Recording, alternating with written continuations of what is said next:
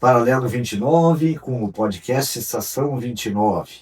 Um oferecimento de Joel Celulares, um dos nossos parceiros aqui. A gente recebe o deputado federal Paulo Pimenta, que foi vereador em Santa Maria, vice-prefeito, deputado estadual, está no 6º mandato de deputado federal e deve concorrer ao Senado nas eleições do ano que vem. Então, seja bem-vindo, Pimenta. Já tentamos várias vezes, né?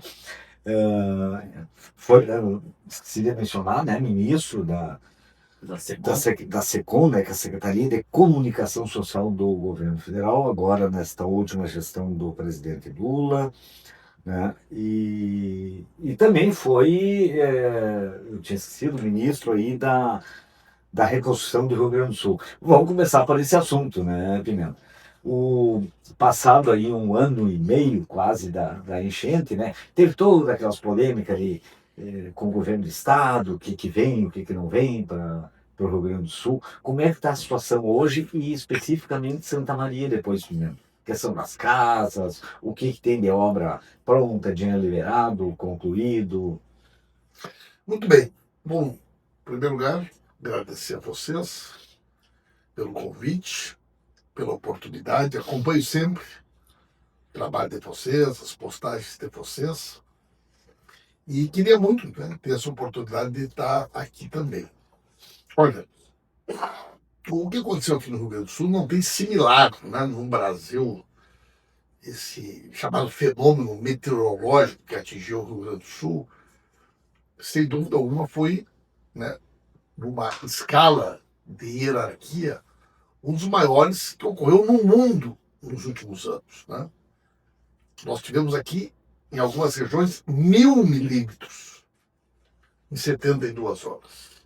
Isso não é uma... Eu lembro que Santa Maria foi 400 e poucos, foi um horror. É uma coisa assim absurda do ponto de vista meteorológico. Quer dizer, choveu em 13 dias, que chove num semestre, o que em alguns lugares do país e do mundo chove num ano.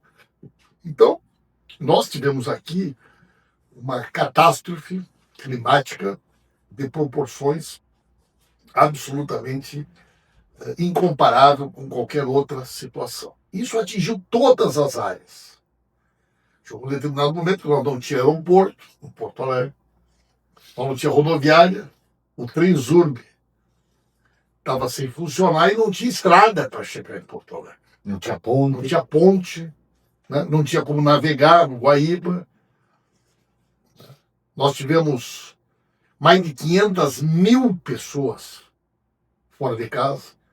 Nós tivemos quase 100 mil pessoas em abrigos.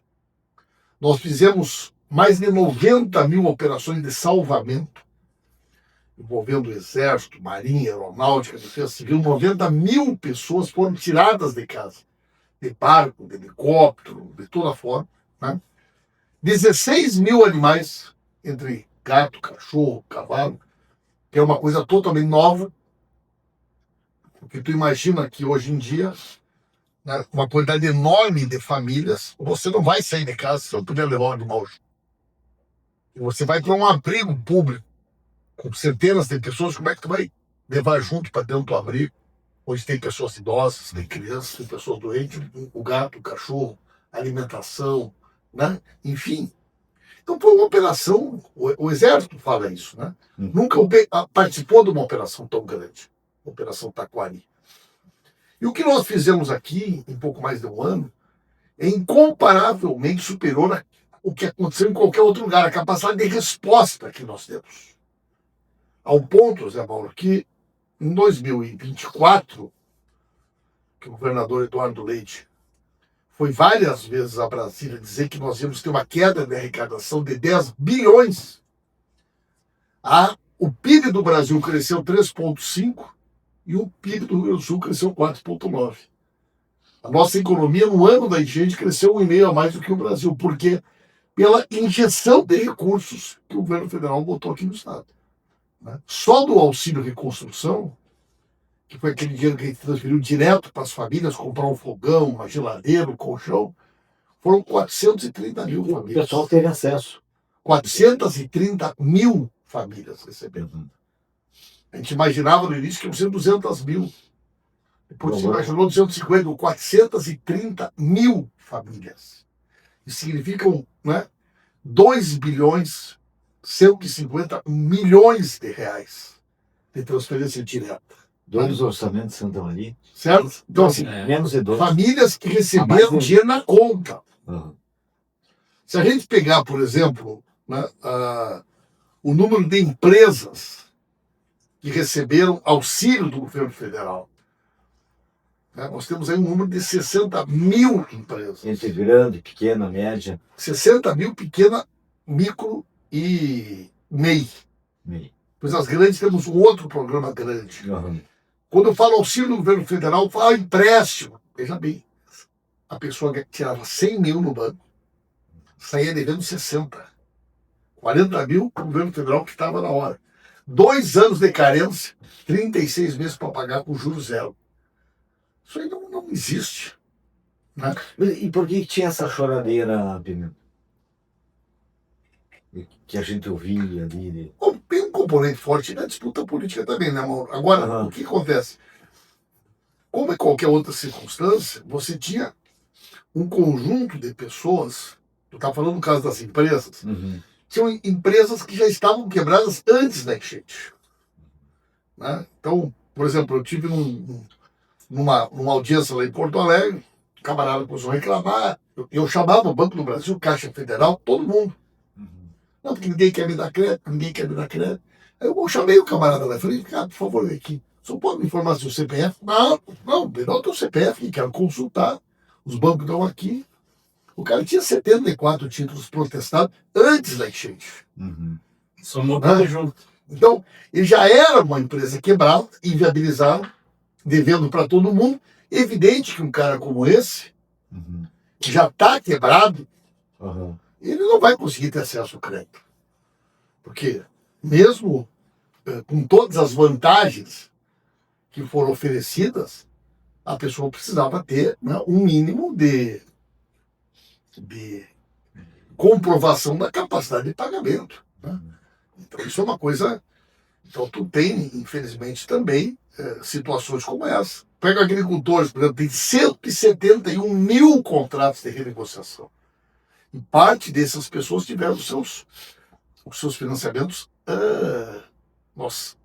não precisaram pagar, né? Foram aliciados a pagamento das parcelas. Casas, por exemplo. Nós criamos o compra assistida. Nós já entregamos aqui no Rio Grande do Sul mais de 8.500 chaves que as pessoas já estão morando dentro. Aqui, em Santa Maria, são mais de 300 famílias que já estão morando no compra assistida. São famílias que moravam em área de risco, que no Natal do ano passado passaram um Natal totalmente ou num aluguel social, e agora vão passar o Natal e o Ano Novo em paz dentro de casa, com segurança. Mais de 300. Já contratamos, pela Caixa Econômica Federal, a contratação de mais 346. Então nós já estamos em Santa Maria, nesse momento, com 650 famílias que ou receberam a casa, do Minha Casa Minha Vida, reconstrução, ou já foram contempladas com Minha Casa Minha Vida. Esse programa aí a construção desses apartamentos do Minha Casa Minha Vida tá nesse da Brenner? É Brenner, né? Vamos lá. Auxílio à reconstrução é aquele benefício direto para a pessoa. Direto. Compra assistida. Esse programa que nós criamos, que a pessoa pode escolher a casa e a gente compra a casa. O presidente Lula falou, todas as pessoas que moram em área de risco ou que têm Minha Casa Minha Vida, faixa 1 e 2, se perderam a casa, o governo federal vai garantir uma casa nova. Nós já compramos casa nova, apartamento novo, pronto, vamos lá, compramos até 200 mil para mais de 300 famílias em Santa Maria. Esse pessoal já está morando. Já está morando. Esses imóveis estão espalhados pela Você vai cidade. ter que escolher, mano.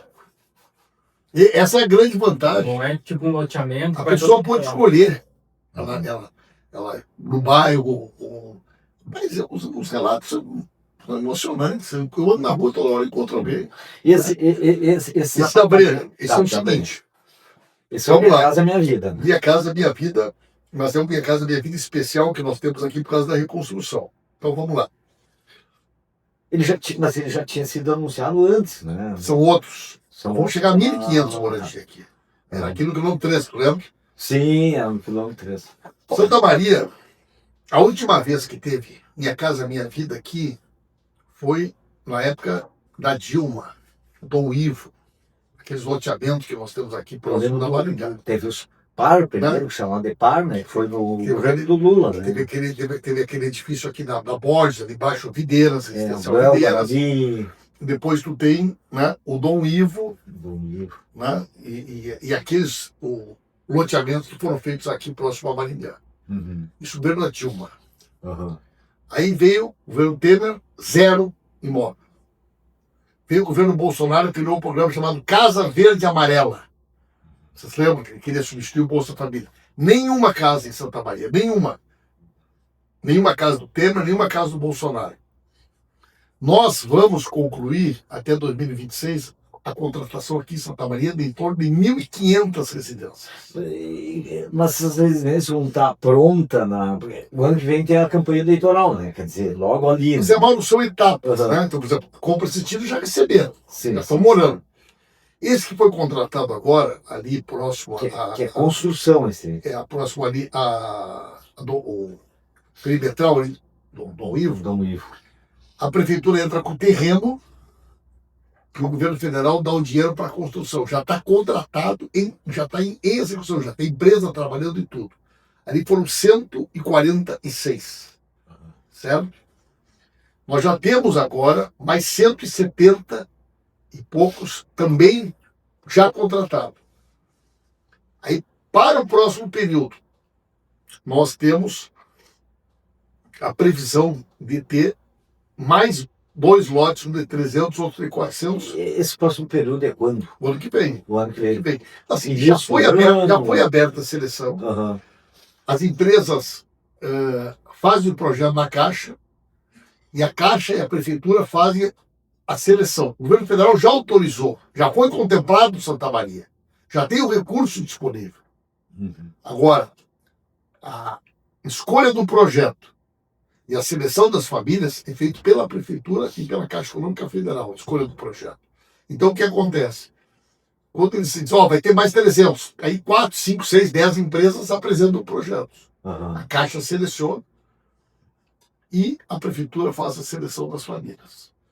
Se é Minha Casa Minha Vida, né, como esse que nós estamos fazendo, beneficiário do BPC ou Bolsa Família, você não paga nada e, nos demais casos, a pessoa paga até 15% do salário, desde que não ultrapasse R$80 por mês o valor da prestação. Nós temos hoje 1.500 famílias aguardando residência em Santa Maria. Por que isso? Porque nós ficamos 7 anos sem fazer casa em Santa Maria. Então, desde o governo da Dilma, não tinha, né? Minha Casa Minha Vida. Essas casas vão ficar prontas até o meio do ano, como é que é do ano que vem, final do ano? Eu acho que essas que foram assinadas agora, Simão, Uhum. um prazo de 10 meses, alguma coisa assim, tem até um bônus para entregar em 10 meses, né? Uhum. Eu acredito que essas primeiras casas, elas já estejam prontas, a construção, Como está ali, Daniel? até setembro, né, do ano que vem, outubro do ano que Pimenta, vem. pode perguntar. A Pimenta e agora avançando, não sei se tem mais alguma coisa Não, na área eu nacional. ia perguntar da travessia. Eu ia Não sei perguntar antes da Estrada do Peral, que eu vi que foi anunciado também há poucos dias, né? Os recursos que o presidente Lula esteve aqui também na época das enchentes e também falou desse recurso para a Estrada do Peral, aquela região toda ali que é a Vila Canário, que já foi removido alguns moradores dali. Muito bem. O que acontece? O trabalho com a Defesa Civil é um trabalho onde quem executa a obra é a Prefeitura ou o Governo do Estado. Certo? Então nós temos cidades que já fizeram tudo. Eu já fui, por exemplo, em Imigrantes, no próximo de Lajeado, só numa ida minha ali nós inauguramos 11 pontos.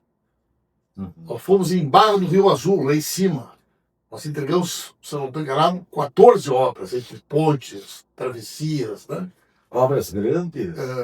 De todo tipo. Aham. Agora fui em Coqueiro Baixo. Todas elas são pontes maiores do que essas que caiu aqui em Arroio Grande, que caiu em Três Barras, né? Bom, Santa Maria ainda não fez nenhuma. Santa Maria ainda não entregou nenhuma obra. E por que isso? Certo? Bueno, se tu pegar, por exemplo, uma ponte grande entre Caxias e São Sebastião do Caí, que é a maior ponte que caiu no Rio Caí, nós entregamos dia 19 de dezembro do ano passado. Foi o DENIT que fez, faz um ano. Aí você tem a ponte aqui de Arroio Grande, Sim. que os caras não conseguem. Né? E por que isso? Por que não se Tem consegue? aqui a ponte do acesso aqui dentro. Quem é que está deixando? Então aí o que acontece? Né? Obras das prefeituras, cada prefeitura teve o seu ritmo. Aqui em Santa Maria. Esses atrasos, vamos dizer bem a verdade, esses atrasos têm a ver com o Cronograma. ritmo das prefeituras? Totalmente. Totalmente. O ritmo da execução é das prefeituras. O governo federal disponibiliza o recurso, a prefeitura apresenta o projeto, a gente aprova o projeto e a prefeitura executa. É como para o povo entender que então, assim, o dinheiro está disponível. Exatamente. E eu tenho que saber apresentar. Só que é que nem uma construção na tua casa. Tu contrata um pedreiro. Tu não chega e dá o dinheiro pro cara, ó, faz a minha casa. Tu paga o cara por semana. Tu paga o cara, né? Então, quando a prefeitura assina o contrato, ela recebe 30% do financeiro. E depois ela recebe por medição, mediante execução. Mas vamos pegar a Estrada do Peral. É um bom exemplo. Dia 2 de agosto de 2024. 2 de agosto, sim. A chuva foi em maio. Dia 2 de agosto, nós empenhamos o recurso para a Estrada do Peral. A prefeitura foi autorizada, 6 milhões de quilos. 6 milhões. A prefeitura foi autorizada a fazer a obra. Tá, mas 6 milhões não... Porque ela pediu. Ela apresentou um projeto, o projeto foi aprovado, pediu 6 milhões e 500, dia 2 de agosto foi autorizado. Pode fazer a obra. Aí veio agosto, tinha 6 meses para fazer a obra. Chega agosto, setembro, outubro, eleição, novembro, dezembro, janeiro, venceu os 6 meses. E a obra nunca começou. Venceu os 6 meses. Vencidos 6 meses, a prefeitura pediu uma prorrogação. E nesta prorrogação, a prefeitura disse, olha, aquele projeto que nós encaminhamos, que a prefeitura encaminhou, de 6 milhões e 500, não é suficiente. Nenhuma empresa faz essa obra por 6.500. Nós precisamos refazer o projeto. Nós precisamos de um prazo novo. Foi autorizado. A prefeitura fez um novo projeto. Aí dobrou o valor. 13 milhões. 13 milhões. Segundo projeto da prefeitura. Aí o Ministério, os técnicos do Ministério, olharam o projeto e falaram, não tem sondagem. Não tem sondagem. Aqui nós estamos falando de proteção das encostas para não desbarrancar. Olha a obra que está sendo feita aqui na subida da Serra para Itaara. Isso é uma obra técnica delicada. Como é que vocês chegaram à conclusão que essa área pode desbarrancar, que ela não? Não tem aqui estudos de engenharia que demonstrem que esse projeto aqui para em pé. Então façam sondagem, façam uma análise do solo, das pedras, e tragam um projeto aqui. Tem uma universidade lá, né? Aí a prefeitura trouxe o projeto de volta, contratou uma empresa, fez o estudo de engenharia, fez as sondagens, encaminhou o terceiro projeto, 23 milhões. Começou com 6.500, 2 de agosto do ano passado. Ok? Analisamos o projeto e autorizamos a execução da obra. Já foi empenhado, a prefeitura está autorizada a executar a obra. O projeto que a prefeitura apresentou, 23 milhões. Aqui em Santa Maria, nós temos, fora o Peral, mais 70 milhões para pontes. Né? Pontes e gabiões. Gabiões aqui de recuperação aqui no Fontoura Ilha, no Cadena. Né? Depois tem pontes em Santa Flora, tem ponte em Arroio Grande, tem ponte em Três Barras. Agora, por que a prefeitura, até agora, né, ela ia concluir agora a licitação, né, 2 lotes. Então, quer dizer o seguinte, por que algumas cidades já fizeram todas as obras e outras não fizeram nenhuma? Isso quem tem que explicar é a prefeitura. Né? Não tem, então, uma expectativa dessa obra, mesmo tendo recurso disponível, de quando ela vai ficar pronta? Qual? A do Peral. Já está. Não, já mas tem. já tem- Eu acho que o cronograma, se eu não estou enganado, é 180 dias, né? É. Eu acho que é 180 dias o cronograma Sim. estabelecido. Perfeito. Pimenta, para a gente avançar e chegar na questão política também, né?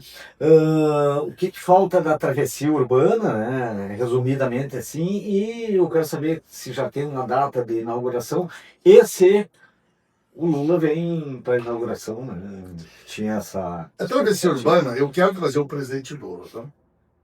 Você sabe que essa obra Começou com ele, não com a Dilma. com a Dilma. Essa obra, gente, é uma obra que eu acompanhei ela desde a concepção da obra. Eu lembro dessa discussão. Né? Quando a gente fez a faixa de Rosário, Chamavam os projetos inicial, a ideia de anel viário. era, quando Uhum. a gente fez a faixa de Rosário, ligando Santa Maria a Rosário, Faz tempo isso. foi a primeira obra que eu consegui fazer aqui na cidade com recursos federais. A 158. A primeira emenda que eu fiz para Santa Maria foi para construir o Guarani Atlântico, que está ali abandonado, é uma vergonha aquilo ali. Na entrada da Zona Norte de Santa Maria, ali no Guarani Atlântico, aquele ginásio ali, foi a primeira emenda que eu fiz como deputado para a cidade. Deputado federal. Federal, Uhum. certo? Bueno, a primeira grande obra que eu fiz como deputado federal, meu trabalho foi a ligação de Santa Maria a Rosário. A 158. 116 quilômetros. Essa obra, Zé Paulo, tu sabe, ela era falada há décadas. Na época, tu trabalhava no Jornal Razão. Isso. A doutora Zaira era uma grande entusiasta dessa obra. Eu lembro o jornal, como é que você diz assim, abraçou essa campanha. A Razão e a Rádio Menhui, na época, ajudaram muito na mobilização. Eu fui lá na Rádio Menhui e o Chimitão, Fernando Adão Schmidt, me entrevistando no início do meu trabalho como deputado federal, falou: Pimentinha, o que tu pretende priorizar para Santa Maria? Eu disse: eu vou trabalhar para fazer a faixa de Rosário. Ele falou: não, Pimentinha, não fala nisso. Nem o Marquesan conseguiu. O Marquesan foi presidente da Câmara dos Deputados, não fez, está começando agora, Pimentinha. Faz 40 anos que prometem isso. Eu botei a obra no PAC, em 18 meses nós entregamos a obra pronta. Aí o que aconteceu? Nós trouxemos um trânsito novo para Santa Maria. O pessoal que vem de Rosário ao fim da tarde, ou que vem de Uruguaiana de manhã, né? Quando chegava em Rosário ia pela 290. Agora muita gente vem por aqui. Então nós já damos um trânsito novo para a cidade. E na época eu pensei, nós temos que fazer um anel na cidade, para o trânsito não cair dentro da cidade. Tem um presente aqui na minha memória. Eu trouxe o Tarcísio, que hoje é o governador de São Paulo. Ele era do DENIT, DENIT. junto com o Ideraldo. Uhum. Fizemos uma reunião ali no reservado do Augusto. O Ideraldo Carol era chefe do Tarcísio. Era o chefe Tarcísio. Ele era o quê? Diretor de Ele era infraestrutura funcionário de terrestre. carreira ou o que ele era? Ele era cedido, ele era do Exército. Ah, tá. Aí, nós fizemos uma reunião, Zé Paulo, ali no reservado do Augusto. E veio o Tarcísio, mostrou os primeiros estudos da travessia. Empresários. Que ano isso? Mas isso deve ter sido 2006, talvez, né? Por aí, né? Não, mais. O Lula foi 2006, 2010, 2011, 2012, 2012. 13, talvez. É, Por aí, 13, 14, certo? E aí, então, eu fui presidente da Comissão de Orçamento e consegui botar no PAC a travessia urbana. Parecia mentira, uma obra daquele tamanho, 24 obras de arte para Santa Maria, botei no PAC a obra e a obra começou a milhão. Né? Qual é a vantagem da travessia? Não é uma obra que tu só vai usar ela depois que ela está pronta. É uma obra que ela foi ficando pronta quando ela foi usando. O primeiro viaduto foi o viaduto Castelinho. Fez e entregou. O viaduto ali na Duque, que era aquele inferno, trânsito. O viaduto da Walter Jobim, o acesso da Tancredo, o acesso do Distrito Industrial, tudo foi sendo feito. A duplicação lá da Rua Itaquara, depois da Ubra, está toda duplicada. A duplicação aqui na 158, O pessoal as passarelas, né? Mas faz 10 anos que a obra que ela nunca termina, né? Sim. O pessoal comenta isso aí. 98% da obra foi entregue. Uhum. Tá Pronta, funcionando. pronta. Uhum. Há anos. O que aconteceu? A obra está mandando 1 milhão. Quando a Dilma foi afastada e assumiu o Temer, o Bolsonaro, a obra não mandou mais. Essa é a verdade. Então tu imagina o seguinte, tu está fazendo uma casa, tu contrata os pedreiros, tem um orçamento, a tua obra está andando. Aí, por algum motivo, tu para a obra. 7 anos depois, tu chama os caras e fala, ó, vamos retomar? Vamos. Pelo mesmo valor, o cara vai dizer, impossível. A inauguração é mais simbólica, então. Claro, então o que acontece? O governo Temer e o governo Bolsonaro abandonaram a obra. Não tinha dinheiro no orçamento, não tinha nada. Quando nós reassumimos, eu digo que vou retomar a obra. Ela ficou parada esse tempo. Não dava passo de tartaruga para não dizer que abandonaram. Mas e aí o que faltou, Pimenta, da articulação política? Além de você como deputado na época, um corpo político aqui da cidade... Para quê? Para mobilizar, Mas continuar. não fizeram obra em lugar nenhum. Pois é, mas aí... O governo Bolsonaro me diz uma obra que foi feita em Santa Maria. A pressão política da cidade... Mas a gente... Me diz uma sala de aula que tenha sido feita, um posto de saúde, 1 quilômetro de asfalto que tenha sido entregue pelo Bolsonaro no Rio Grande do Sul. Então, simplesmente abandonaram, queriam privatizar tudo, o Tarcísio queria privatizar com concessão e tudo. Aí, quando o Lula reassumiu, nós retomamos a obra, certo? Só que tinha um problema. Eles não deixaram previsão no orçamento para retomar a obra.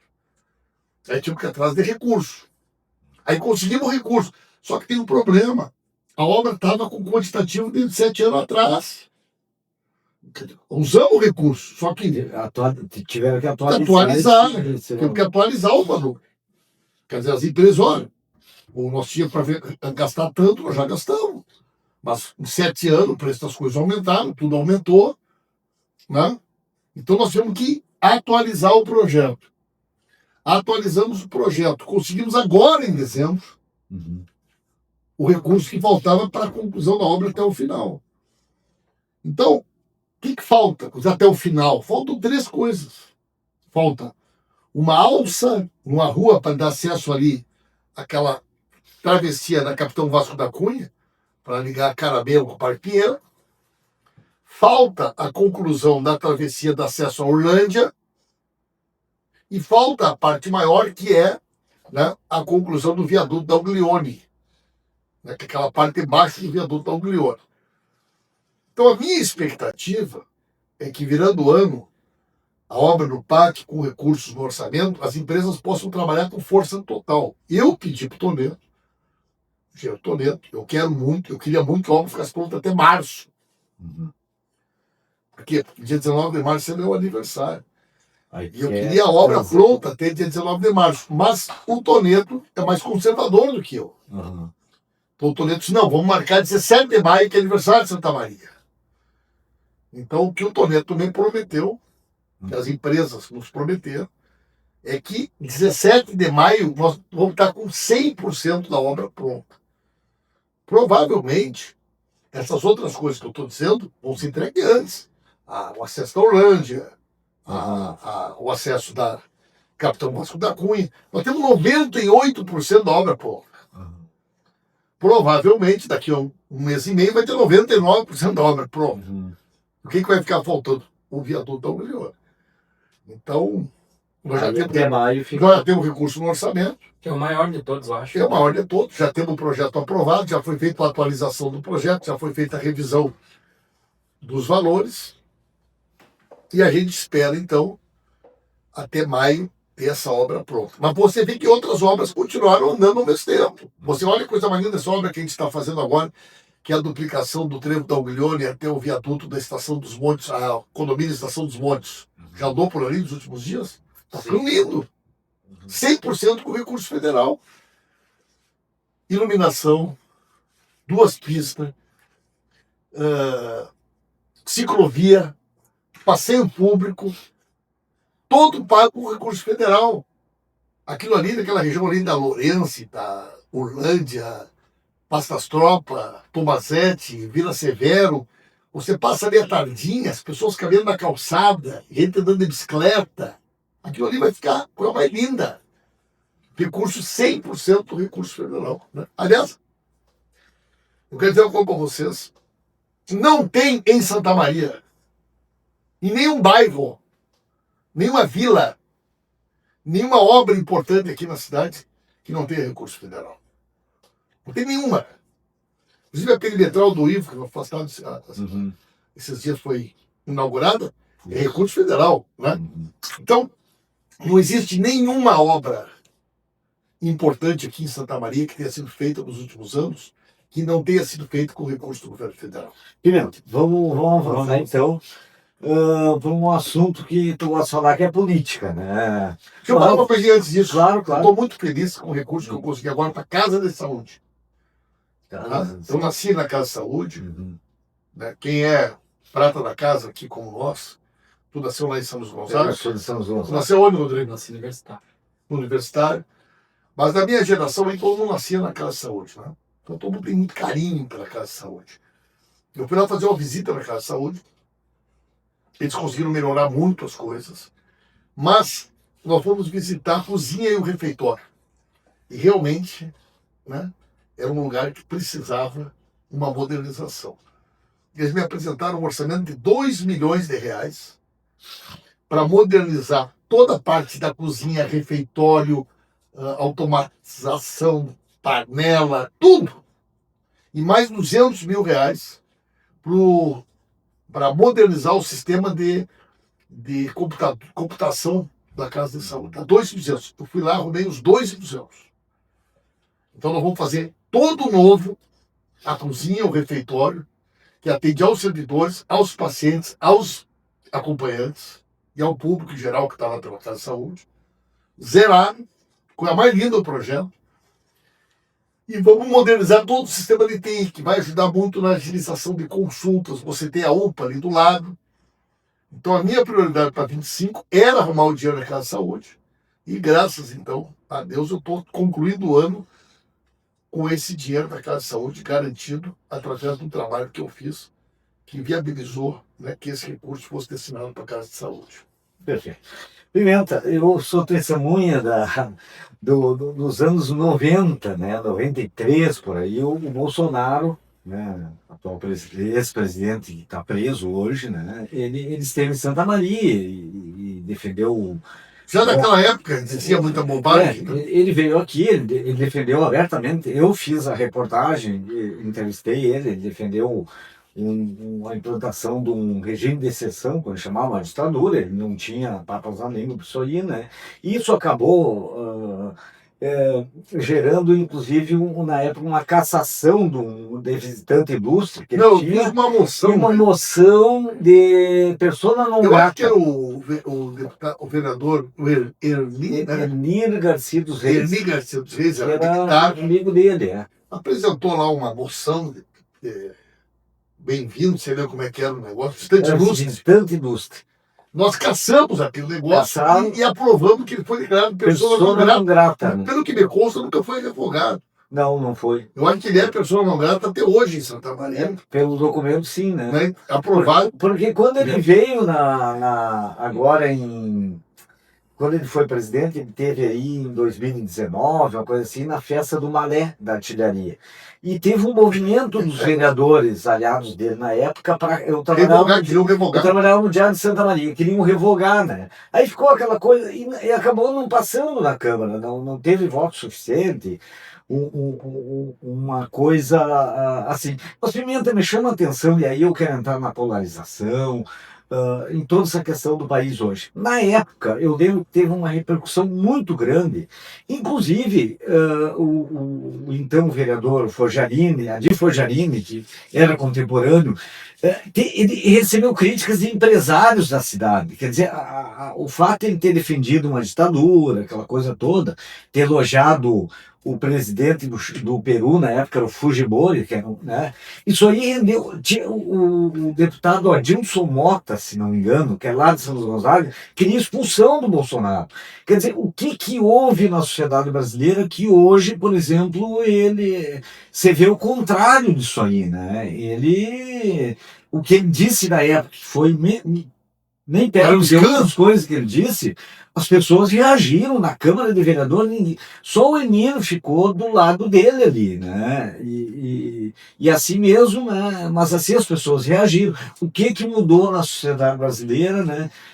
Na tua avaliação, né? Nesse tempo, quer dizer, há quase 30 e tantos anos atrás, né, ele foi duramente, digamos, repreendido, repudiado, sei lá o quê, e hoje não. Já foi o teu primeiro embate com o Bolsonaro. Zé Mal, veja bem, esse não é um fenômeno do Brasil. O Partido Nazista foi o segundo partido na última eleição na Alemanha, né? E durante décadas você não encontrava ninguém na Alemanha que se declarava, né, um admirador das ideias do Partido Nazista ou do Hitler. Você passou décadas que as pessoas tinham vergonha na Espanha de dizerem que a sua família ou alguém da sua família apoiou a ditadura do general Franco. Você tinha, durante décadas, uma realidade em que você chegava em Portugal, ninguém dizia que alguém da sua... Ninguém tinha uma foto do Salazar na sala de casa. Né? Eu nunca ouvi falar de uma família que tem uma foto na sala. Meu avô era do partido do Hitler. Agora, na vitória do presidente do Chile, aí saíram fotos do Pinochet. Então, a extrema-direita mundial, que saiu derrotada, né, na Segunda Guerra Mundial, das ditaduras do Cone Sul, durante muito tempo as pessoas tinham vergonha de ser vinculares, as famílias tinham vergonha, certo? Tu vê que é difícil achar que no Brasil alguém que diga que votou no Collor. Collor foi eleito presidente. E depois ninguém votou no Collor, né? Sim. Tu não acha quase... Passou na poupança das pessoas. Tu não acha pessoas que dizem, eu era eleitor do Collor. Eu elegi o Collor, né? Escreve o que eu vou te dizer. Talvez hoje apareça. Escreve o que eu vou te dizer. Daqui a um tempo, as pessoas vão ter vergonha de dizer que um dia apoiaram o Bolsonaro. Eu acho que esse processo é cíclico. O Bolsonaro representa aquilo que de pior a política produziu. Homofóbico, racista, covarde, né? Fascista, despreza a democracia. Aí os filhos. Isso é um capítulo da vida política do nosso país. Eu não tenho nenhum problema em conviver com pessoas que são de direita, de centro. Convivi com muitos líderes políticos de direita, mas são pessoas corretas. E hoje, como é que é a convivência? O bolsonarismo é um grupo isolado. Dentro do Congresso. Dentro do Congresso Nacional. Tu tem diálogo com parlamentares da direita, mídia? Total. Coordeno, por exemplo, o governo agora da CPI do INSS. Mas esse grupo a que te refere, que é os seguidores aí do ex-presidente, ele não é um grupo tão inexpressivo assim. Aliás, ele é bastante expressivo lá dentro, né? Ele é grande. Ou não é tanto? Ele, assim, dentro do PL, você tem uma parcela... Tem um centrão ali então, também. Assim, Carla Zambelli, Zé Trovão, essas figuras caricatas, assim, que se elegeram muito por conta da internet, né? Eles são um grupo, assim... Não quero ser... Aqui no Rio Grande do Sul, qual é a tua relação com o Bibo Nunes, Zuco? Eu tenho uma relação formal, né? Mas não chega a ser um... Não, mas não tenho nenhum problema, assim, O parlamento é um ambiente de convívio da diferença. Aí eu quero... Pimenta, mas a esquerda, eu acho que é uma questão até não sei se o PT já fez essa avaliação ou não. Ela não subestimou o bolsonarismo lá atrás? Eu acho que não é uma questão local. Eu já falei, Rodrigo, o que eu penso. há um fenômeno mundial de pautas conservadoras, de pautas reacionárias, é um fenômeno perigoso. Mas isso não é falta também de resposta da esquerda? Esse é um debate complexo, não é questão da esquerda. Porque em muitos locais... Próprios liberais? Exatamente. Também. Tu vai ver, por exemplo, a extrema-direita que cresceu na Áustria, na Holanda, na própria França, não são partidos da esquerda, né? Eram partidos sociais-democratas, partidos de centro, que, ao longo do tempo, eram partidos que tiveram a grande maioria da força política, né? Então, por exemplo, na Espanha, tu tem o Vox agora. O Vox é um partido que ficou muito tempo sem ter parlamentar. Representa a extrema-direita, né? Tem identidade com o bolsonarismo, né? Em Portugal, né? O Chega, né? Então, são movimentos da extrema-direita cíclicos, eu acredito que sim, como a sociedade viveu nos anos 30, nos anos 40, na crise do capitalismo, onde você teve um Mussolini, você teve um Hitler, você teve um Salazar na Espanha, você teve um Franco, você teve um Pinochet, um Stroessner, né? Mas são figuras que, ao longo do tempo, quando eles são olhados pela história, eles são figuras que carregam, né, com os seus nomes uma trajetória, né, extremamente negativa. Mas aí, Pimenta, aqui eu sempre falo aqui do Rio Grande do Sul. O Rio Grande do Sul acho que é vanguarda no país essa questão de grenalização, né, de torcidas. Ou tu é de um lado, ou tu é do outro, ou tu é gremista, ou tu é colorado. O Zé Mauro pode fazer o que for, que ele não vai começar a virar colorado. E tem Chimango e Maragato, né, Zé Mauro? E isso parece que tomou conta do país. Antigamente existia até, ou era anti-PT, ou era do PT, né? Existia muito forte isso no Rio Grande do Sul. Eu acho que essa polarização sempre houve. Essa polarização Não é só que a no Rio gente Grande do fala Sul. que ela se tornou uma ferramenta de poder ou uma consequência da política? Eu acho, sinceramente, que o bolsonarismo ele perde hoje relevância. Com a prisão do Bolsonaro, com a ida do Eduardo Bolsonaro para os Estados Unidos e a operação para prejudicar o país, a economia do país, para perseguir o poder judiciário, essa história do Bolsonaro tentar derreter a tornozeleira eletrônica, a postura dos filhos. Hoje você tem uma direita mais liberal que ela quer se afastar do bolsonarismo, né? Quer dizer, essas ideias... O PT conversa com essa direita. Conversa, né? Não vai ser o tema central da eleição no ano que vem, então? Qual? Essa polarização do bolsonarismo e Lula, Eu acho que até vão tentar, mas eu acho que a direita vai agora, com a prisão do Bolsonaro, buscar o fortalecimento de outras lideranças, né? De outros nomes. E você vê o seguinte, o Bolsonaro foi condenado, mas faltam mais 6 processos, né? E, provavelmente, boa parte desses processos ele vai ser condenado também. Aí você tem toda essa turma mais próximas do Bolsonaro. Que tem da Covid, o que é? Tem os atos antidemocráticos, tem da Covid, tem aquele antigo inquérito das fake news, tem 7, né? Tem 7. Está saindo agora o julgamento do segundo, né? Mas eu acho que a tendência é que a direita procure outras lideranças. O Bolsonaro está... O bolsonarismo está... Diminuiu de tamanho? Eu acho que diminuiu muito. Né? Não é subestimar isso aí. Eu acho que não, porque eu acho que isso que eu estou dizendo para vocês, né?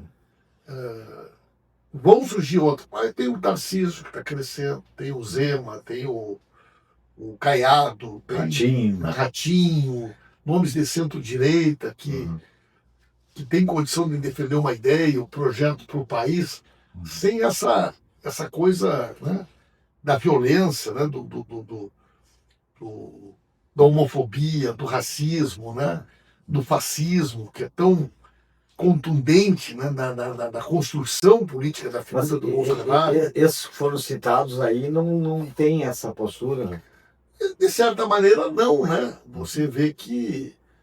Você não vê um cara desses proferindo um discurso homofóbico, como o Bolsonaro diz, se eu tivesse um filho gay, eu preferia que ele morresse, né? a maneira como ele se refere aos negros, às negras, né? O discurso de ódio que ele alimenta na sociedade com relação às pessoas que têm um pensamento diferente, que têm um pensamento distinto. Você não vê esse discurso. Pimenta, deixa eu te perguntar uma coisa. Aliás, quando a gente publicar o podcast, os recortes, a gente vai ver isso ali. Tu já deve ter visto, tu acompanha as redes sociais. Toda vez que a gente... isso não é só contigo que acontece, mas... tu é um dos que mais acontece. A gente publica um vídeo teu, vem ali aqueles xingamentos, depois tal, inclusive para nós sobra, né?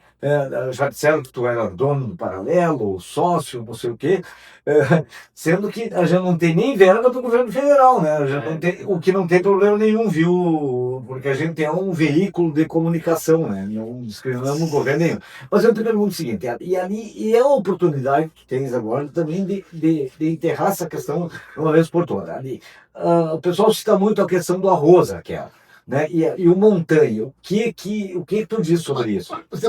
Vamos no arroz. Vamos primeiro o seguinte. Nós somos aqui de Santa Maria. Né? Eu já fui acusado de ser dono da Planalto. Eu lembro. De dono da Comprel. De dono da Farmácia São João. De dono da PRT. De dono da Rede Vivo. Né?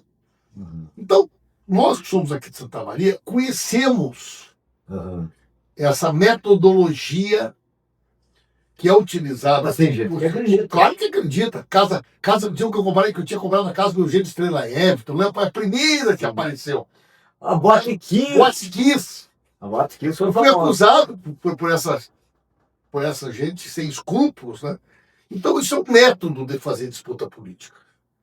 Que foi utilizado contra o Brizola, que foi utilizado contra o Getúlio, que foi utilizado contra o Juscelino Kubitschek. Então, a extrema-direita, ela sempre busca encontrar uma maneira de atingir a honra, a trajetória, a história de cada um de nós. Mas, Pimenta, essa questão de fake news, todo mundo usa. Então, vamos lá. Então, mas veja bem, talvez em escala... Zé Mauro, eu não me animo a postar uma coisa contra um adversário político que eu sei que é mentira. Eu nunca fiz isso.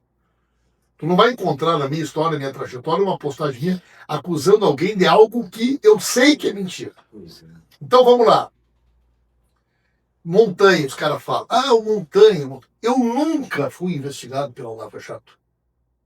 Eu nunca fui investigado pela Lava Jato. Montanha se refere a quê, filho? Eles dizem que existia uma lista de nomes da Odebrecht. Eu nunca fui investigado pela Lava Jato. Eu enfrentei... Tu nunca teve financiamento de campanha, nada? Não, financiamento de campanha era público. Empresas podiam naquela época participar do financiamento das eleições. A legislação permitia que nós pudéssemos receber recursos, como todos os candidatos receberam. Mas tentar me vincular a Lava Jato, isso é um jogo sujo da política. Eu enfrentei o Sérgio Moro, eu enfrentei o Lava Jato. Tu acha que se eu tivesse rabo preso, esses caras da Lava Jato, durante anos fazendo um embate contra mim, não teriam usado isso contra mim? Então, eu brinco com eles. Eu tenho montanha de voto. Eu tenho montanha de dinheiro que eu trago para Santa Maria, para o Rio Grande do Sul. Então, eu desafio qualquer detrator. Tanto é, Zé Mauro, que todos que eu processei eu ganhei. 100%, certo? Normalmente, inclusive, eles não vão até o fim. Eles pedem arrego antes, né? Ex-prefeito aqui da região, vereador de Santa Maria, todos pediram Tem ideia de quantos aconteceram? Eu acho que eu entrei na justiça contra uns 30 e ganhei todos. Não, muito raramente. Mas agora eu já avisei também que eu não vou mais deixar retratação. O arroz. A história do arroz, veja bem, eu tenho na minha família, uma parte da minha família, que são pessoas ligadas ao agro. A vida inteira foram plantando, criando gado, fazendo negócio com soja, com arroz, sem que eu jamais tenha passado nem perto. Ganharam dinheiro a vida toda, ou perderam dinheiro, sei lá eu de quem. Não sei quanto que plantaram, quanto que colheram. Não tinha relação com eles. Eu duvido alguém encontrar um agricultor, que algum dia eu tenha comprado ou vendido um saco de soja, ou de arroz. Nunca na minha vida. Eu comprei um saco de arroz, vendi. Como é que surgiu essa história? O que aconteceu foi que esse meu parente, ele teve um desacerto comercial com um grupo de produtores que não me diz respeito. Ele quebrou, os caras cobram uma dívida dele, e num determinado momento, segundo eles dizem, num inquérito policial, onde ele foi processado, ele teria dito: não, vocês vão ver que eu tenho ajuda lá em cima, eu tenho as costas quentes, eu tenho gente que vai me ajudar. E a partir daí, então, tentaram me vincular nesse processo. O Ministério Público Federal abriu investigação, a Polícia Federal abriu investigação e, por unanimidade, no Tribunal de Justiça, foi dito que não existe nenhum elemento de prova ou indício que justifique a inclusão do nome do deputado Paulo Pimenta neste inquérito. Muito pelo contrário, isso se constitui um constrangimento ilegal, sem fundamento, e por unanimidade determinaram a retirada do meu nome de qualquer investigação. Eles sabem disso. Então eles usam isso. Quem sabe, o que acredita Claro também que sabe. sabe. Zé Mauro, claro que sabem por quê, entendeu? E Pimenta, por que o teu nome ao longo do tempo é tão visado, pelo menos no nome da esquerda, o teu tá sempre visado, por exemplo, sempre atingido. Qual o objetivo? Não concorreu hoje nem a um cargo majoritário estadual? Mas eu acho que aquela coisa que se diz no ditado popular, né? Ninguém... É medo? Não é medo. Eu sou uma pessoa com características pessoais de enfrentamento e de combate. Né? Vocês me conhecem.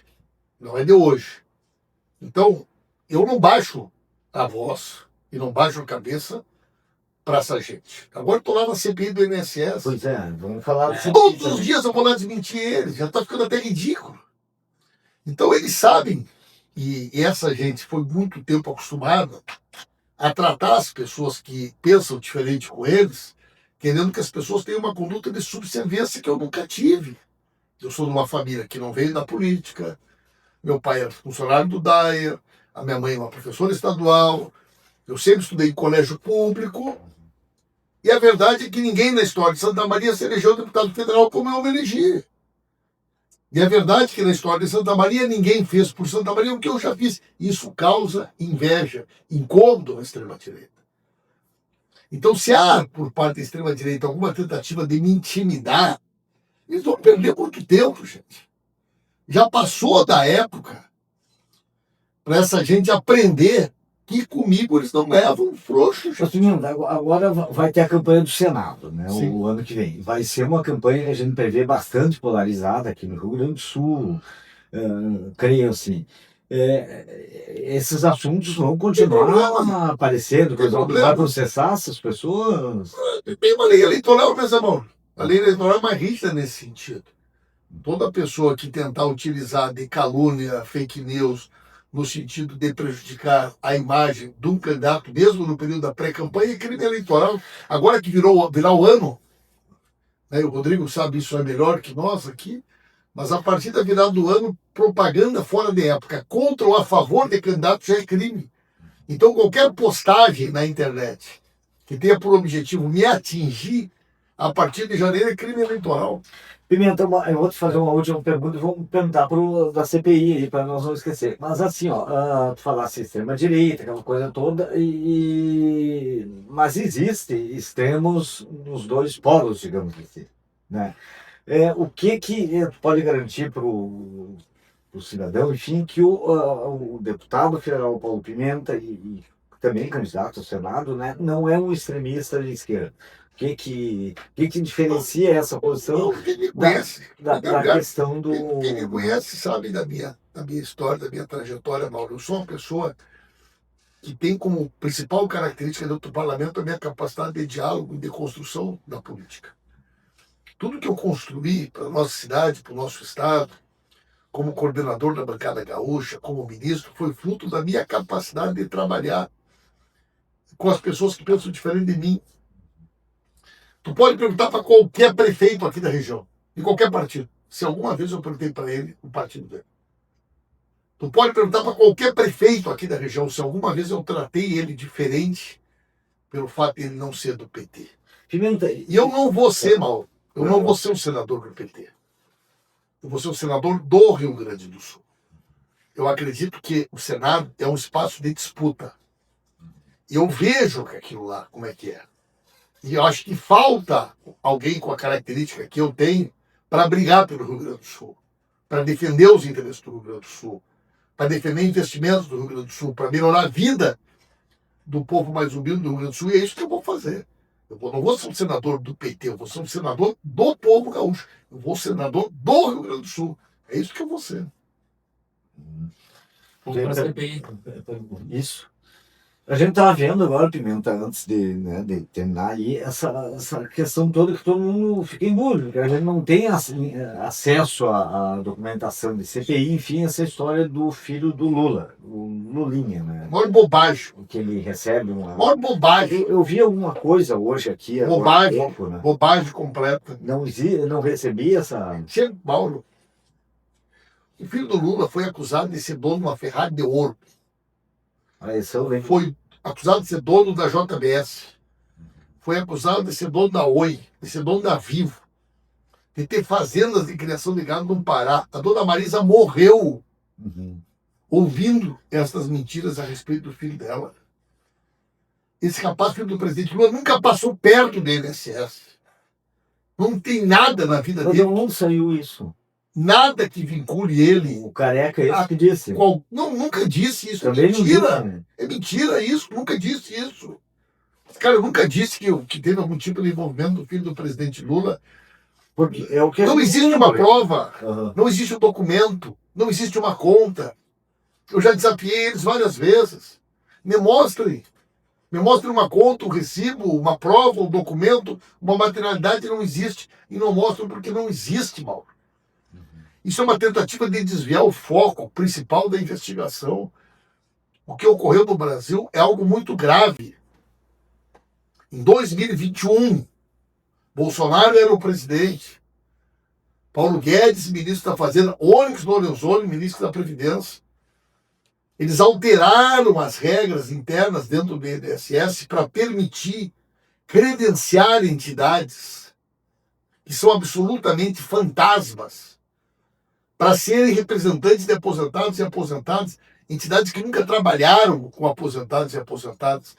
Vários deles são jovens de 30 anos, 30 e poucos anos, que eu aprendi de Golden Boys. Então foi um decreto deles que permitiu que essas entidades fossem cadastradas. Num segundo momento, essas entidades tiveram acesso ao banco de dados do INSS. E sem autorização de ninguém, passaram a lançar nomes e começaram a descontar pessoas. Mas eu não estou falando de uma ou duas pessoas, estou falando de milhões de pessoas. Eles roubaram mais de 7 milhões de aposentados, aposentadas, pensionistas, beneficiários do BPC. Esse esquema criminoso foi montado dentro do governo Bolsonaro a partir de 2021. Antes não existia. Não existia. Nunca existiu.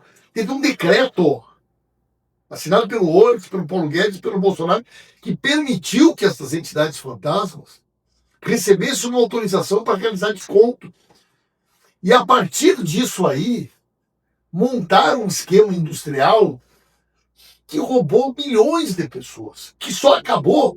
O ano já foi na CPI, né? Foi o Onyx, eu já vi. Eu vi que foi interrogado o Nelson Luiz, advogado. Aí o que acontece? Inicia o governo do presidente Lula, a Polícia Federal abre uma investigação e desbaratou a quadrilha. O presidente Lula determinou que mesmo que a investigação ainda esteja acontecendo, o dinheiro roubado seja devolvido. Mais de 4 milhões de pessoas já receberam o seu dinheiro de volta. Agora, início de janeiro, vai ter o calendário do INSS, certo? Ninguém vai ser descontado, porque acabou o roubo. Pela primeira vez durante anos, ninguém vai ser descontado. O que vai dar a CPI? E agora, nós prorrogamos até dia 14 de fevereiro, para quem ainda não pediu ressarcimento, poder pedir. Porque nós queremos que todo mundo que for roubado receba o dinheiro de volta. Basta ir numa agência no Correio, do INSS, com o seu CPF, você pode pedir um ressarcimento. Nós já prendemos muita gente, Zé Paulo. Nós já prendemos dezenas de carros de luxo, de iates, de avião, de contas. Nós temos já mais de 2 bilhões de reais entre a Polícia Federal, a AGU e o que nós conseguimos da investigação aprender. E nós vamos chegar muito além. Nós vamos chegar nos mandantes desse esquema criminoso. Pela CBI. Pela CBI e pela Polícia Federal. As duas investigações andam junto. Eu não acredito que um gurizão de 28, 30 anos, que não tinha nada, de uma hora para outra passou a ganhar 100 milhões, 200 milhões de reais por ano. E hoje ele tem Porsche, Lamborghini, Rolex, avião, iate. Como é que ele foi parar lá? Tem muitos nessa nossa. São 39 entidades. Uhum. Dessas 39 entidades, eu te diria que talvez menos de 10 são entidades que existem de verdade. O resto é... Tem em torno de 30 entidades que são entidades fantasmas. Né? Já aplicaram golpe, inclusive, em Santa Maria. Muito! Né? Aqui em Santa Maria, nós já devolvemos o dinheiro para mais de 4 mil pessoas. Nós temos mais de 4 mil aposentados e aqui aposentadas. O PROCON pegou... Nós temos mais de 4 mil aposentados e aposentadas aqui em Santa Maria que foram roubados, que nós já devolvemos o dinheiro. E até fevereiro eu quero que todo santamarense que foi lesado... Aliás, gente, tem gente que só agora está descobrindo. Porque o aposentado eles não sabem. Faltam acho 500 pessoas. A pensionista não sabe. E depois tem outra coisa que vai vir à tona, que é o golpe do consignado. O Bolsonaro, nas vésperas da eleição, naquele desespero que ele estava, ele permitiu fazer consignado do BPC. E permitiu fazer consignado do auxílio emergencial. Tem 93% de inadimplência. Isso tem investigação? É investigação. Uhum. Imagina uma criança do BPC, tem criança de 5, 6 anos que deve dinheiro daqui a 10 anos. O resto da vida. O resto da vida. Né? Porque eles criaram um esquema criminoso às vésperas da eleição. Milhões de pessoas. Que é que nem um golpe do coisa. Os caras, toda hora ligam pro cara, não sei o que, papapá, pega os dados do cara, golpe, tu vai ver, tem desconto do. E esse consignado é muito pior, irmão, por causa do juro. A pessoa nem sabe quanto que deve. Então, esse negócio do filho do Lula é uma bobagem. Isso é uma vergonha. Ele ia isso é ser uma chamado... Não ia ser chamado nada, Paulo. Os caras fizeram um requerimento lá e foi rejeitado. Isso é para tentar desviar o foco. Essa gente não tem escrúpulo. Então, ele não tem nada. Tá?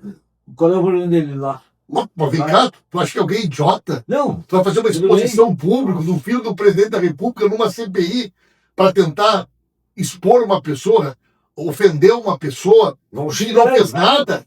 Mas ninguém é louco de fazer uma maluquice dessas, de pegar uma pessoa inocente e jogar dentro de uma CPI para a pessoa ser ofendida por aquele bando de irresponsável que tem lá dentro da CPI. Evidente que não vão os caras saíram fazendo isso para desviar esse... Com certeza que nem a história do irmão do presidente Lula, outra mentira. Frei Chico. Uma mentira nojenta. O cara tem 84 anos.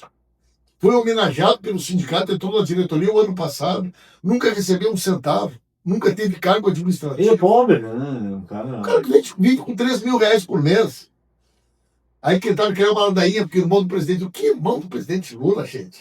Um senhor de 84 anos que recebeu uma homenagem o ano passado com um cargo de simbólico no sindicato. Numa época ele nem era muito ligado ao Lula, né? No passado. Então, assim, os caras roubaram centenas de milhões. Tudo bilionário.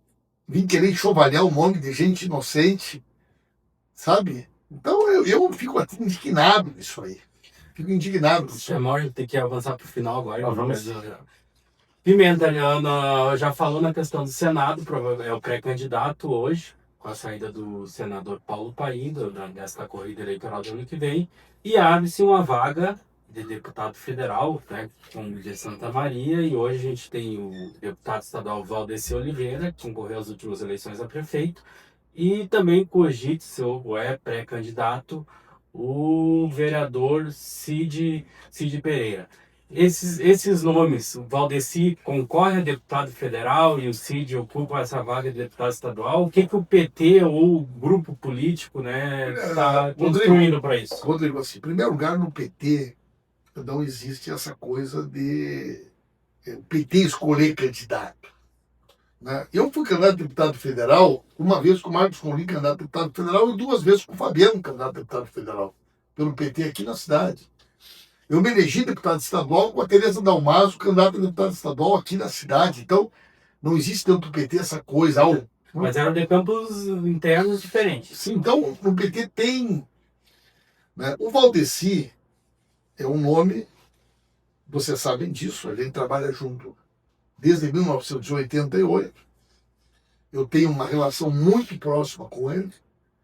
E acho que ele tem hoje capacidade eleitoral, isso é importante, para poder fazer 100 mil votos, que é o que é necessário no PT para se eleger deputado federal. Não, se for deputado estadual mais votado. Ele já foi federal. Foi federal numa outra época, né? Mas assim, hoje tem que fazer 100 mil votos. O Valdeci tem força para isso, eu vou ajudar ele, nós vamos trabalhar, vamos eleger o Valdeci federal. Eu tenho confiança e estou indo para o Senado com essa certeza de que o Valdeci tem hoje, né, toda a capacidade política e eleitoral para ocupar esse espaço. E o lugar do Valdeci na Assembleia? O lugar do Valdeci na Assembleia, nós temos o Valdir Oliveira, que tem manifestado interesse e disposição de concorrer, e tem o Cid, certo? Então, Vão os dois? é uma decisão deles. Uhum. Né? O PT não vai dizer, olha, tu vai concorrer, tu não vai concorrer. Mas seria bom Essa é uma questão os muito dois de natureza pessoal das Eles vão ter que avaliar. Eles vão ter que avaliar. Tem que ter força no Estado, tem que ter articulação, tem que ter capacidade eleitoral, tem que ter um mapa que tu olha, eu tenho condição de fazer 40 mil votos. Até porque desses nomes aí, possivelmente vai surgir o próximo candidato a prefeito de Santa Maria, né? Quem sabe? Quem sabe se eu não resolvo concorrer para prefeito? Pois é, eu até ia perguntar isso. Não está descartada. Quem sabe, né? Olha Mas só. se virar senador, daí Aí já fica mais difícil. Mas se virar senador, não, eu vou virar senador, né? E, Pimenta, na questão do governo do estado hoje, o PT está construindo uma frente ampla, a gente acompanha ali através das redes nós sociais. indicamos o nome do Edgar, mas nós estamos numa mesa junto com o PDT, Com a Juliana. Uhum. O PSB também participa dessa mesa. Com o Beto Tem o nome do Beto Albuquerque. Albuquerque. O PSOL tem apresentado também o nome da Manuela para compor essa chapa, né? Uhum. E desse conjunto de nomes, nós queremos tirar um candidato a governador, um vice e os 2 nomes para o Senado. Certo? Então, o nosso nome é o nome do Edgar, mas nós queremos construir uma chapa de unidade. Uhum. Então, queremos construir isso com maturidade, uma chapa que seja representante da amplitude do palanque do Lula aqui no Rio Grande do Sul. E eu tenho bastante esperança de que a gente vai ter êxito nesse esforço, vai ter êxito nessa construção. Pimenta, a campanha do presidencial de 2026, né? O que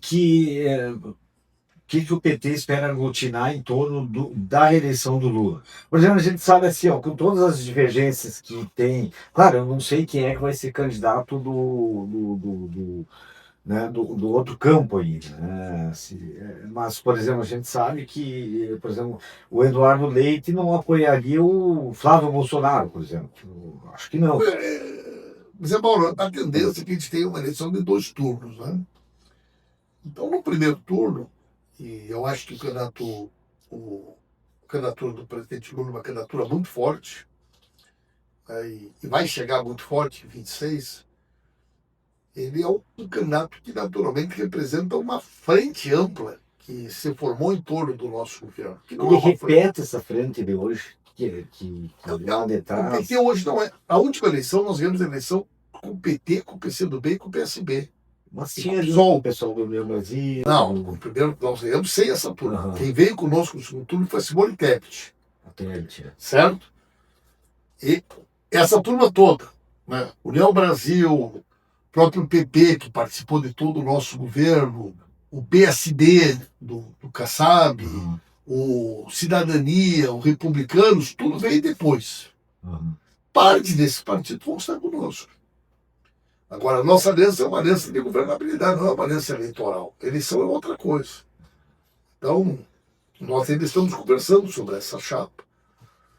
E o nosso vice Alckmin, se quiser ser vice, vai ser vice. Só não vai ser vice se ele quiser ir disputar outro cargo, São Paulo, ou o governo do Estado, ou o Senado. Uhum. O presidente Lula tem muito respeito por ele. pelo trabalho dele. E nós estamos nos preparando, gente, assim, para fazer uma campanha bonita em 26, né? Eu também estou todos os dias aí me organizando para poder chegar com 26 com muita força, né? E agradeço muito a vocês pela oportunidade de estar aqui, essa conversa franca, aberta, aqui não tem pergunta combinada, aqui está tudo em aberto. E eu prezo muito essa relação de franqueza e de transparência. Tem que pensar o que é. Primeiro, dentro dessa linha, já a gente se encaminhando para o final, eu quero te deixar um espaço livre agora para falar com o povo gaúcho, com o povo de Santa Maria, que é a cidade onde você, né, iniciou a sua trajetória política. Qual mensagem que deixa nessa virada de ano, né, Natal, para o nosso... Só queria incrementar aí, pode falar antes, né, porque se fala muito, o Pimenta é da época aqui da universidade, tempo da abertura, ainda pegou um tempo do regime militar, né, inclusive quando o reitor era nomeado, né. As pessoas falam hoje em estado de exceção, né? As pessoas mais novas, elas não viveram, Sabe o que é né? isso? Elas não viveram a época, né? Enfim, então é isso. Bom, Zé Mauro, Rodrigo, eu, em primeiro lugar, né, eu sou uma pessoa muito grato a Santa Maria. Tudo que eu construí na minha trajetória pessoal, profissional, familiar, eu devo a Santa Maria. E por conta disso, Até independente, presidente do DCE, o Pimenta foi, independente de qualquer não sabe? função, Estava nascendo. qualquer cargo que eu sempre tive, eu nunca deixei de ter como prioridade Santa Maria. E Santa Maria tem comigo uma relação diferente. Tá? Quer dizer, eu, toda a minha vida, estudei escola pública, eu estudei no Bilac, eu estudei no Colégio Agrícola. Você sabe disso, toda a minha vida eu joguei futebol aqui na Várzea, então joguei tudo que é time, joguei tudo que é campeonato. Então eu me criei aqui na cidade, eu conheço essa cidade, né? E a cidade me conhece. Então todo mundo me conhece na cidade. E ninguém me chama de deputado. Ninguém me chama de ministro. Só me chama de Pimenta. Desde a pessoa mais humilde que você vai encontrar na rua, ô Pimenta! Até o reitor da universidade vai dizer, ô Pimenta! Isso é uma coisa que eu gosto. A cidade não tem cerimônia comigo. A cidade convive comigo com a mesma naturalidade e a simplicidade que eu sempre convivi com a cidade. Então, essa é a minha casa. E eu tenho muita gratidão por esta oportunidade que eu tive de construir a trajetória que eu construí e sei quem eu sou devendo a Santa Maria. Em segundo lugar, meu querido Zé Mauro, é a nossa universidade. A minha mãe faleceu agora há pouco tempo. A mãe era professora do Estado. E o pai era servidor do DAER. Meu pai não tinha nível médio. Meu pai tinha ensino fundamental. E o meu pai tinha uma coisa, ele queria que eu tivesse uma profissão. Tem que terminar o colégio com uma profissão. Então, quando eu tinha 13 anos, eu saí do Bilac e fui para o Colégio Agrícola da Universidade Federal de Santa Maria. Porque meu pai queria que eu tivesse uma profissão. E eu me formei no Colégio Agrícola, me formei técnico agrícola, para ter uma profissão desde o ensino médio. Pimenta, se te mandarem capital, tu sabe. Mas eu fiz 6 semestres de agronomia, Zé Mauro. Uhum. Em 3 anos no Colégio Agrícola. Certo? Então eu tenho muito orgulho do Colégio Agrícola, da minha história, da minha trajetória. Mas também foi ali que eu aprendi a política. Porque eu com 15 anos eu era presidente do Grêmio do Colégio Agrícola. Em 1980. Já existiu? Ah, já existiu o PT, né? Não, 80? não começou aqui. Santa Maria é muito. A primeira eleição foi em 82. Eu tinha 15 anos, Mauro. Uhum. Com 16 anos. Que idade te filiou o PT? 84. 19 anos. Em 16 anos eu era presidente do Grêmio no Colégio Agrícola.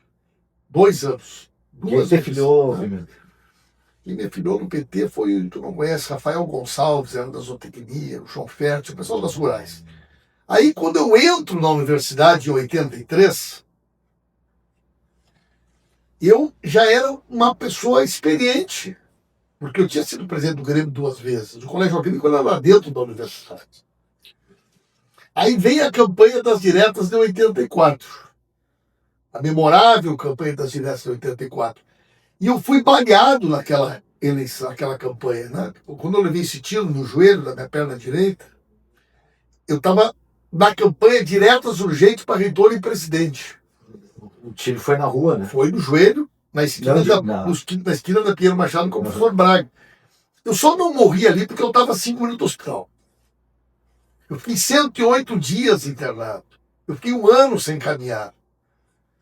Pessoa que deu o tiro existe? Foi condenado, né? Morreu, foi condenado. Né? Meu advogado foi o Dr. Nelson Jobim, foi o Walter Jobim. O cara ele foi a júri popular. A pessoa deu o tiro porque... Ele foi a júri popular. Ele tinha uma ojeriza, aqueles movimentos que a gente representava na época, era um aposentado, um bancário. Ele abriu a janela da casa dele e começou a atirar no grupo de estudantes. Nós estávamos pintando uma casa com autorização do dono. O filho do dono estava junto, na frente da casa dele. Diretas urgentes para reitor e presidente.